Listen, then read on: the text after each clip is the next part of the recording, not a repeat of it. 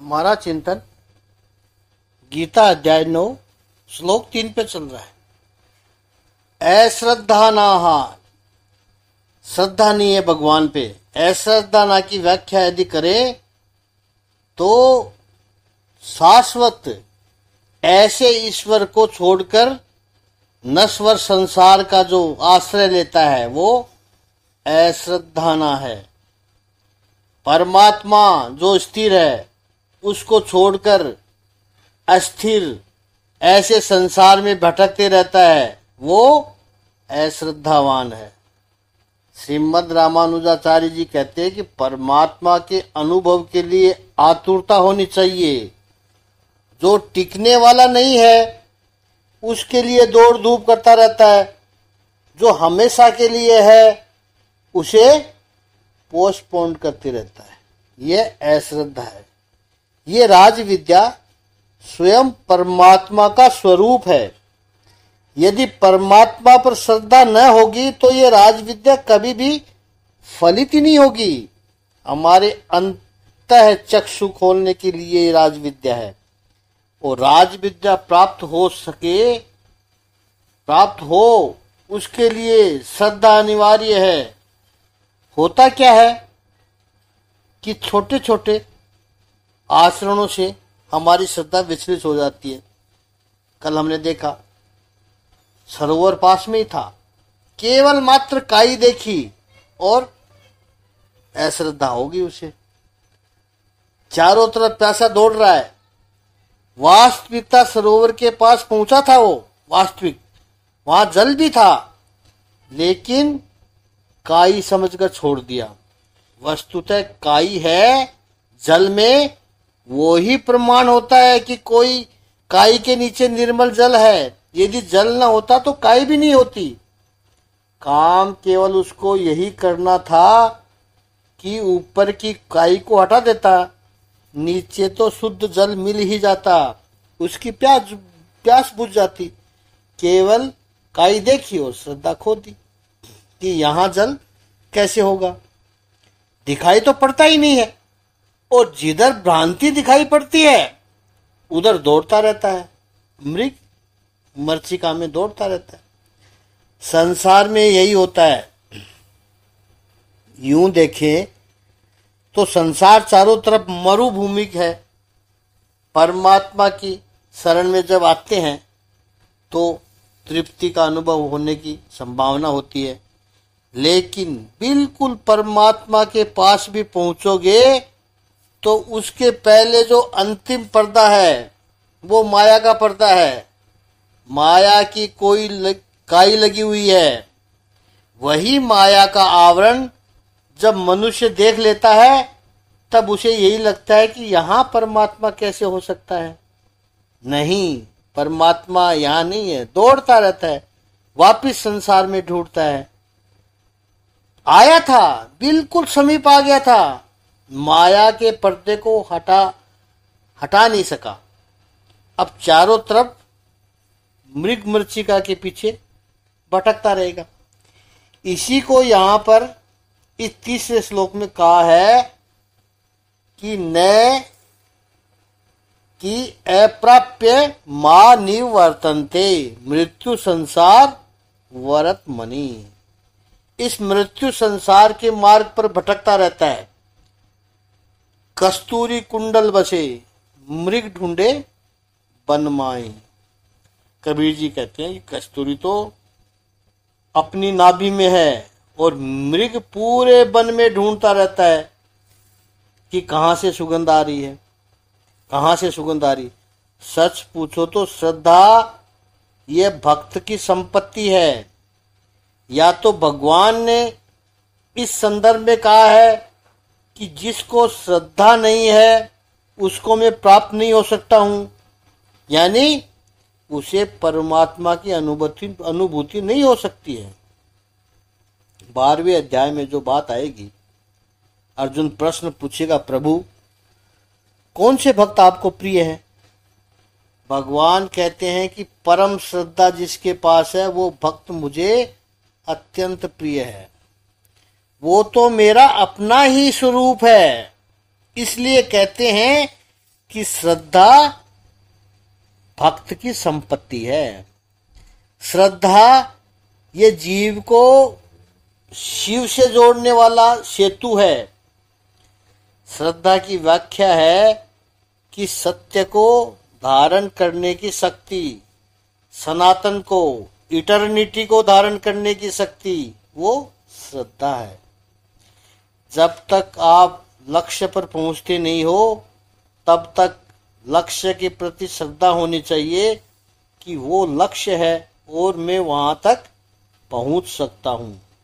वही यात्रा जारी रह सकती है। यदि श्रद्धा टूट गई तो फिर यात्रा भी बंद हो जाएगी। आप मुंबई से चले दिल्ली की ओर, कभी आप दिल्ली गए नहीं हो, केवल आपने दिल्ली के बारे में सुना है, लेकिन आपको श्रद्धा है कि कोई दिल्ली नाम का एक स्थान है। इसी श्रद्धा से आप गाड़ी में पेट्रोल डलवाते हैं और आपको बोर्ड भी दिखाई पड़ते हैं, Delhi 1000 kilometre, Delhi 800 kilometre, Delhi 600 kilometre.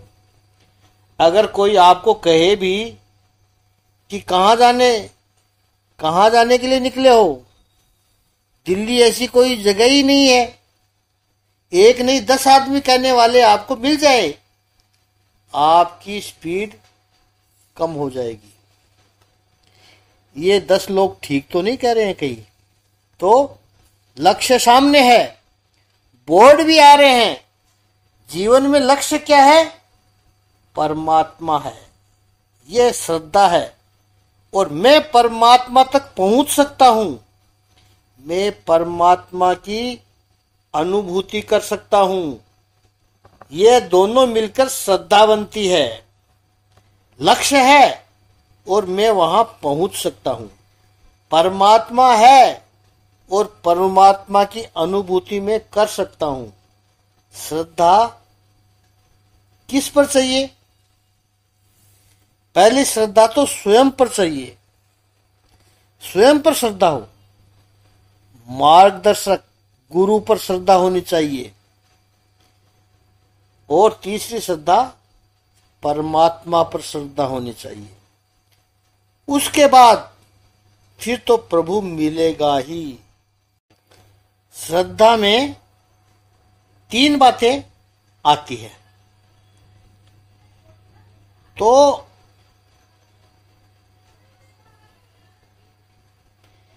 एक विश्वास, श्रद्धा में 3 बातें आती है।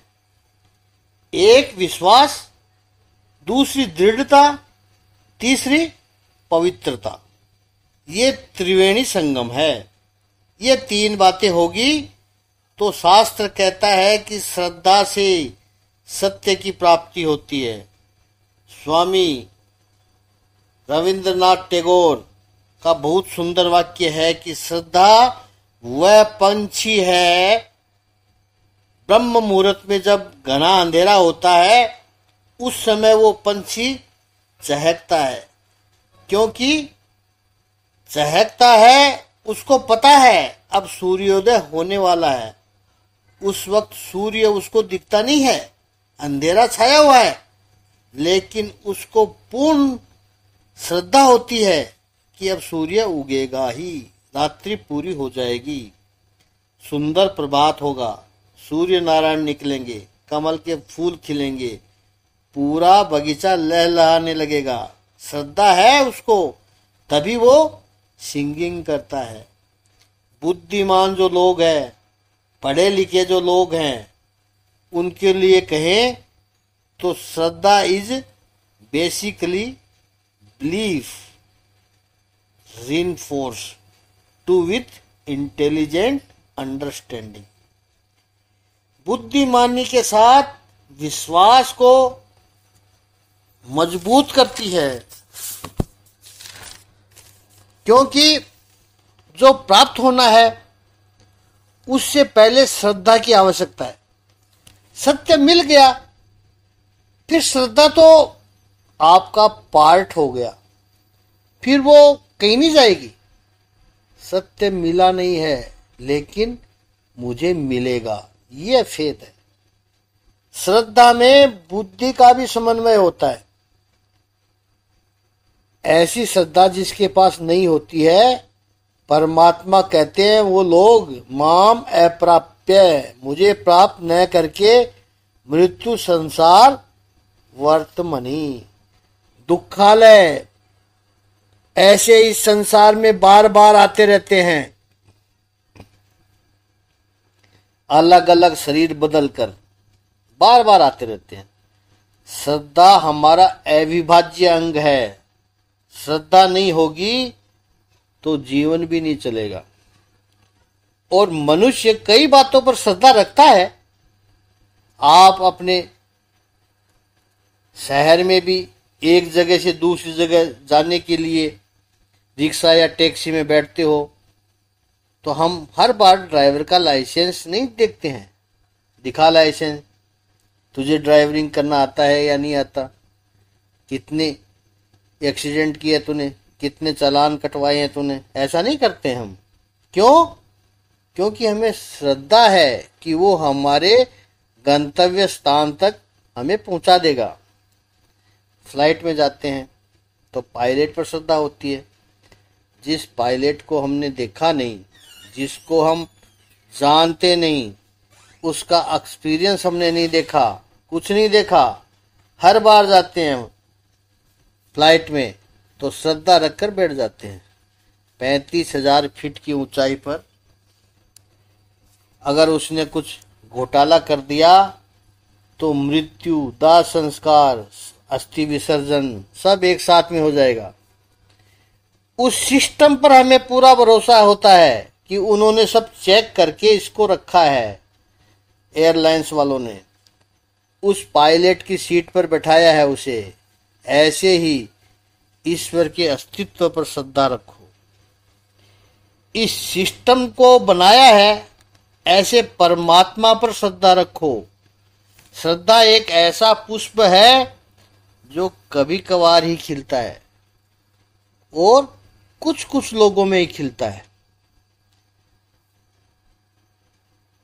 जैसे कई बार सोशल मीडिया पर एक फूल दिखाया जाता है, आपने भी देखा होगा, ऐसे वीडियो आते रहते हैं।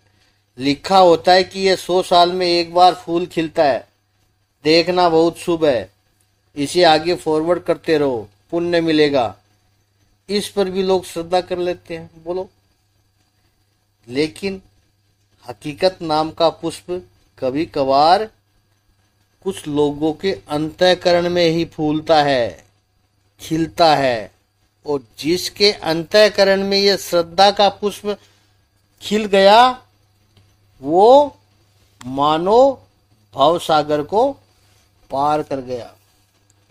उसके लिए राज विद्या प्रकट हो गई, सब स्पष्ट हो गया उसके लिए।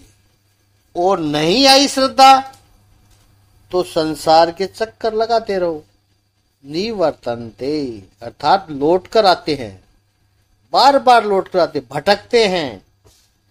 जन्म यदि उन्होंने लिया होगा तो मरना बाकी है, मर गए तो वापस जन्म लेना बाकी है, लेकिन वो भटकना चलते रहता है। इसी अध्याय में प्रभु कहेंगे, 9वें अध्याय के 21वें श्लोक में, क्षीणे पुण्य मृत्यु लोकम विशंति।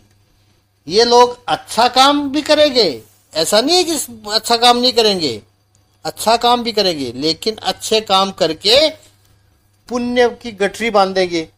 पुण्य की गठरी बांधकर स्वर्ग में जाएंगे और स्वर्ग में वो पुण्य खपा देंगे, क्योंकि पुण्य तो अव्यय है नहीं, वो तो व्यय है। ये राज विद्या अव्यय है, पुण्य अव्यय नहीं है। तो सारे पुण्य वहां खर्च कर डालेंगे और जैसे पुण्य खर्च कर दिए तो वापस आओ पृथ्वी के ऊपर। निवर्तन्ते, उनका आना जाना चालू रहता है। जब तक परमात्मा की प्राप्ति नहीं होती है तब तक इस संसार में भटकना चालू रहेगा।